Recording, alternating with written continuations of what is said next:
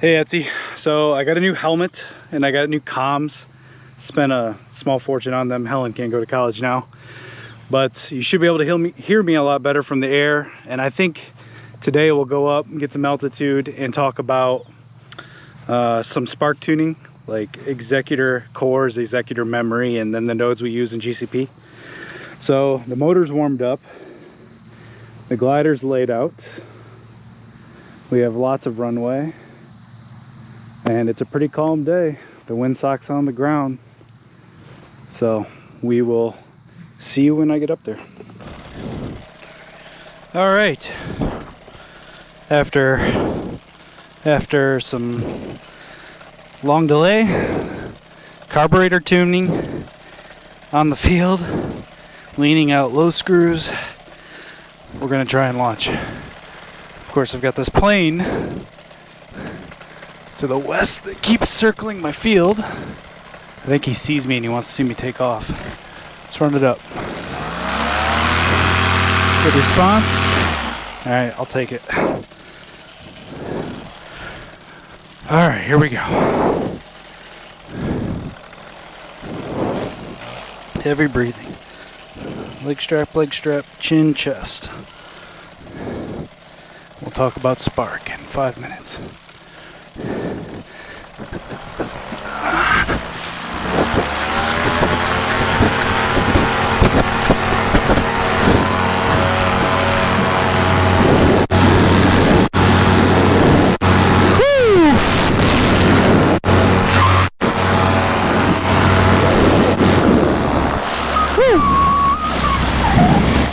Alright, let's get situated here.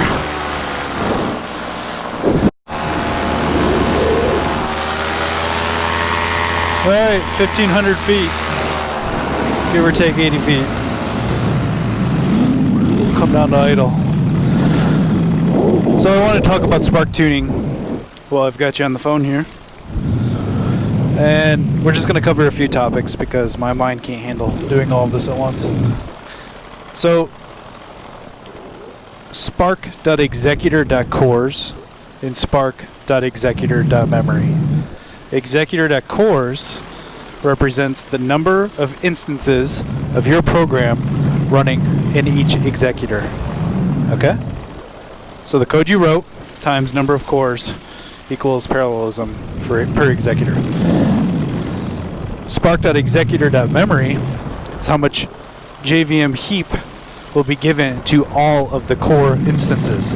So all of the instances of your program share that same heap, plus a bunch of other attributes of Spark, like the on-heap cache, when you do a .cache or .persist, and it's in memory, and some other ratios too. Boy, 1,500 feet is just never enough. All right, executor.cores. It's important to start with a low number, because all that's going to happen is you're going to be successfully slow. Okay?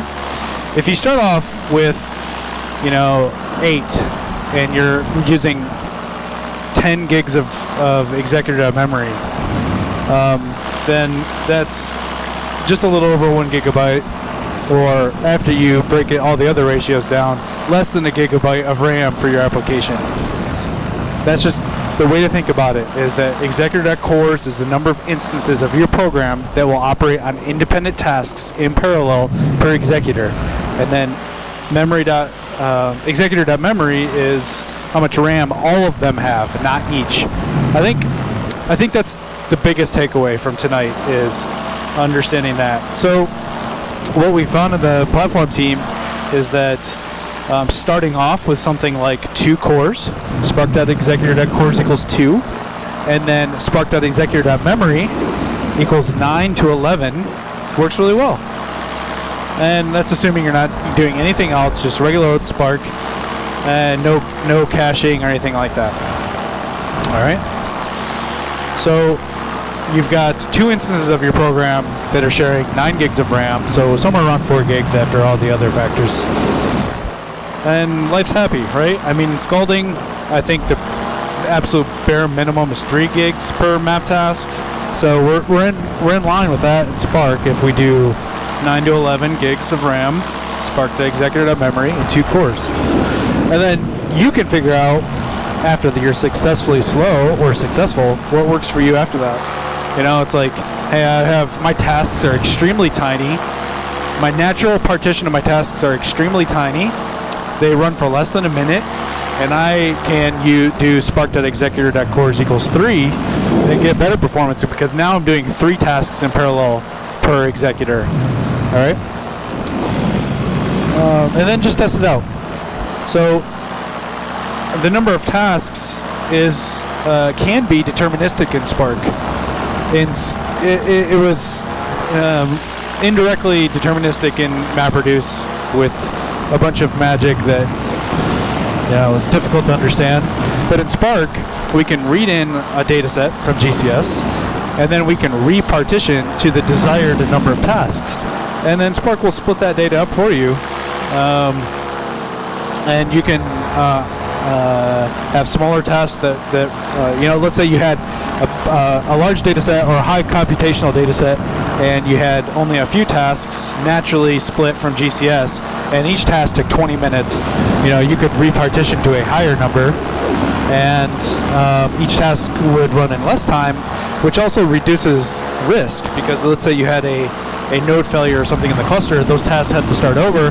They could incur up to 20 minutes more processing time.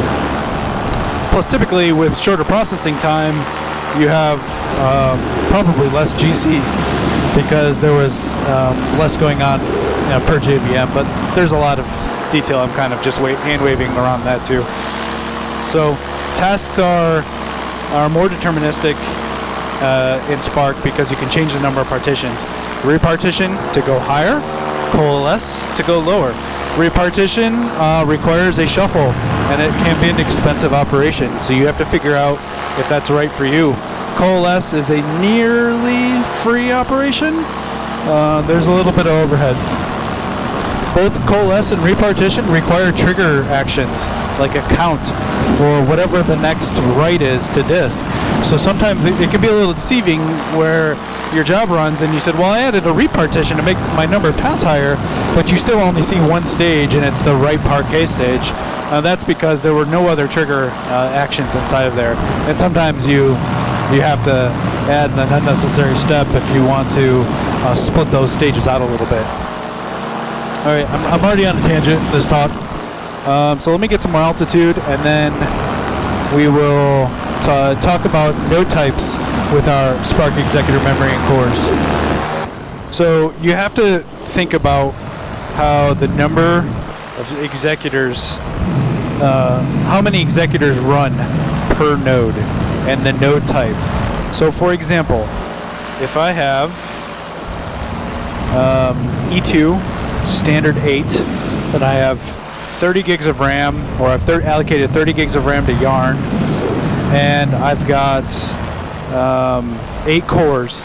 And keep in mind, we have an operating system, we have Hadoop, and we have Hadoop Yarn, which are taking up a very small amount of CPU. All right. So if I have spark.executor.cores 2, and let's just keep the math simple on old Chris here, 9 gigs of RAM. Okay, so I can fit 3 Spark executors in that 30 gigs of RAM. Right, 3 times 9, 27, and then I've got 2, 4, 6 cores to work with. 6 cores allocated to Spark, and that leaves around about 2 cores for operating system, Hadoop, and Hadoop Yarn. That seems to work really well, and so you want to find that same ratio or matchup with any other instant types that you use. So if you bump up to E2 standard 16, you get a lot more RAM and you get a lot more CPU, and you just need to make sure to keep that ratio. Now, if you use 9 gigs and 2 cores, it just naturally fits in there. But let's say you did E2 high mem 8, right? So now you have more RAM. Well, here's the catch. Yarn is only scheduling based on RAM. It will oversubscribe those servers based on CPU. I think this is the exact same spot we came to for the last paramotor video on MapReduce, because I remember the house, and I remember they were collecting cotton, and it's that time of year again. How time flies. Okay, so if you use a high mem node, that ruins our recommendation. I mean, you have to adjust for it. I mean, you can use it. And the reasons why you'd want to use a high mem node, I mean, maybe you're doing more in-memory caching. The standards seem to work well in my experience, and I've spent a lot of time iterating through these different configurations and scenarios. We haven't had a real high mem use case yet, like for caching, that's really been beneficial. So a lot of the jobs are short and they don't share the same data set. Now something like serialized visits, absolutely, right? Like if we can read in that day of visits, or I'm sorry, the day of beacons, and then cache them, a high mem node might be beneficial. So that is still cotton down there, unpicked, and at least I think it is. Maybe not. You do not want to land in that. Okay, so we have unpicked on the left and we have picked on the right. There's a lot of waste cotton crop. But this field over here is freshly plowed, so that would be nice to land in when my motor dies. So let's just go over that again. Your node type matters, and we have to make sure that the number of things we're doing on that node fits. So our NE2 standard 8 plus 2 executor cores and 9 to 11 executor memory gigabytes has worked well so far. If you change to a high mem, then you have to adjust that a little bit. You probably are increasing the memory per executor because you don't want to oversubscribe the server on cores. All right, 1,600 feet. That's my field. I just want to do a summary real quick. So we talked about spark.executor.cores. This is the number of instances of your program running in parallel per executor. Spark.executor.memory is the JVM heap or Java heap used for all of the cores combined on that executor. And then we find that 2 cores and 9 to 11 gigs of heap are a good starting point, if not the most optimal. And you can go from there. You'll at least be successful. And we need to match that up with our node types. So like an E2 standard 8, that gets us 3 executors. 3 times 2 cores is 6 instances of the program running on that node. It's got 8 cores. So you know that works out. Works out well. So let's do some loop-de-loos. Loop-de-loo. Woo, feel that one. Ooh. These are the babiest, probably not even considered wingovers. And I still feel the G's and it still scares the crap out of me. And then when we get down below, whoa, we will, I might do a foot drag. It's super calm tonight, so I don't see why not.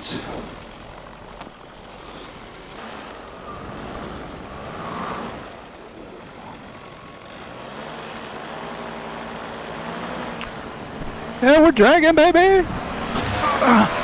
Woo! That was close. Almost ate it. Here we go. Let her fly. Nice and easy. Run it out, run it out, run it out!